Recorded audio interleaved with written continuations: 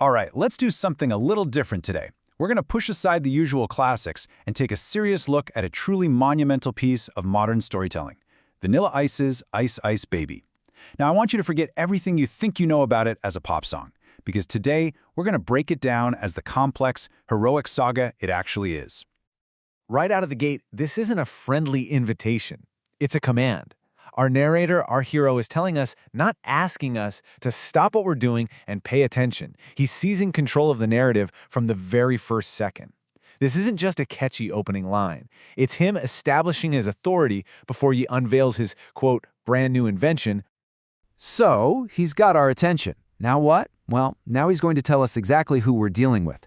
This whole first part is basically a masterclass in character development, where he lays out his incredible power, his skills, and his very, very clear moral code. I mean, just listen to the language he uses here. It is so potent. He doesn't just hold a microphone, he rocks it, like a vandal. It's raw, it's destructive. He doesn't just beat his opponents, he waxes a chump like a candle. Think about that image. It's effortless, total annihilation. His melody, deadly. His standards, so high that anything less than the absolute best is a felony. And the effect of his words is so intense it can kill your brain like a poisonous mushroom. The message is crystal clear. This is not someone you mess with. In his worldview, it's completely black and white. Love it or leave it. He's basically throwing down a challenge to everyone listening. You're either with me or you're against me. There is no in-between. And just in case you thought he was kidding, he tells you flat out, the kid don't play. This isn't a game to him. He is deadly serious. So, you've got this guy with all this power and this super intense, no-nonsense attitude. But what's it all for? What's his ultimate purpose here? What's the one big promise that's holding this entire story together?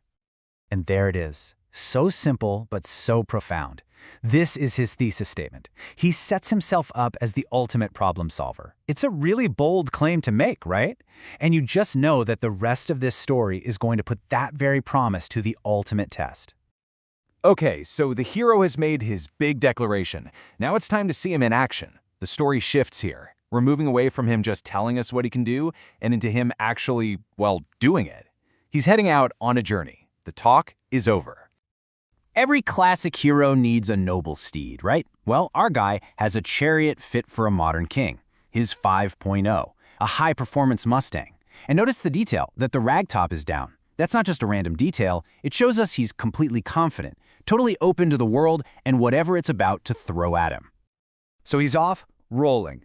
And this isn't some aimless drive. He's focused. He sees potential distractions, the girlies on standby, but he keeps moving. He has a mission.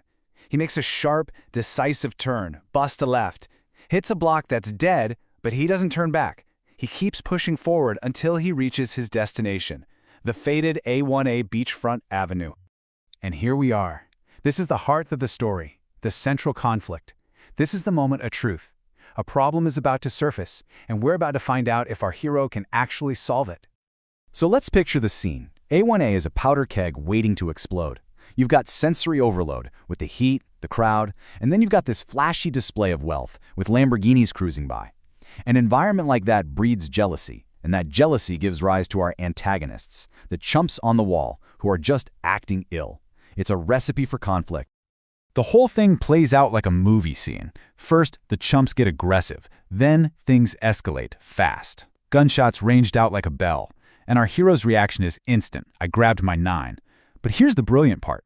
He's prepared for violence, but he doesn't engage. His goal isn't to win a fight, it's to solve the problem. And the smartest solution is a tactical retreat. He gets in his car, slams on the gas, and gets out of there. Whew, so the ordeal is over. Now we're in the falling action of the story. Let's take a look at the aftermath and see if our hero actually kept his promise. And it's a total success, a complete victory for our hero. He gets away clean, escaping before the jackers jack. And check this out, the police show up, but they drive right past him. They go after the dope fiends who started the trouble. So he's navigated the danger, emerged totally unscathed, and left his antagonists to deal with the consequences. So we come right back to that thesis statement, only this time it's not a promise, it's a proven fact.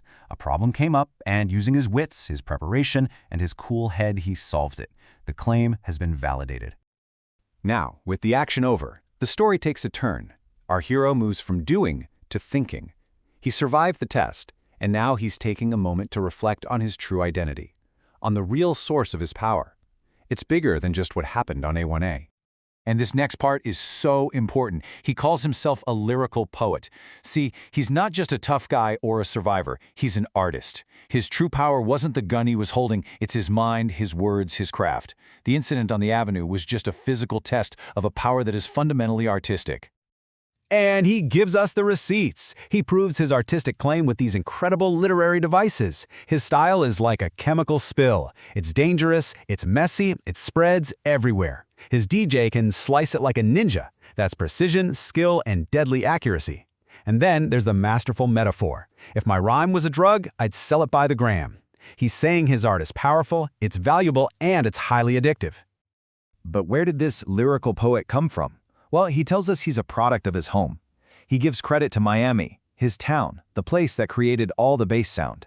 He's making it clear that his power, his art, his very essence, comes directly from the culture and the sound of the place that made him. And after his story's been told, his identity has been claimed, how does he sign off? With the perfect final statement. Word to your mother. It's casual, sure, but it's also an absolute assertion of truth. It's his way of saying, the story is told, it's true, and there's nothing more to add. Mic drop. But after all that, the story ends on a surprisingly philosophical note. A question: will it ever stop? Is he talking about the music, his rhyming, or maybe something deeper, the endless cycle of problems and solutions, of conflict and creativity that defines the hero's journey?